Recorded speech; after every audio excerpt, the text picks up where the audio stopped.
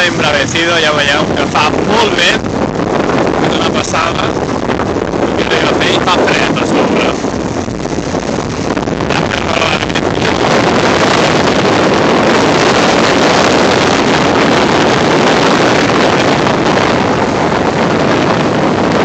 També hi ha gent molt maca, el que passa que no us he gravat encara.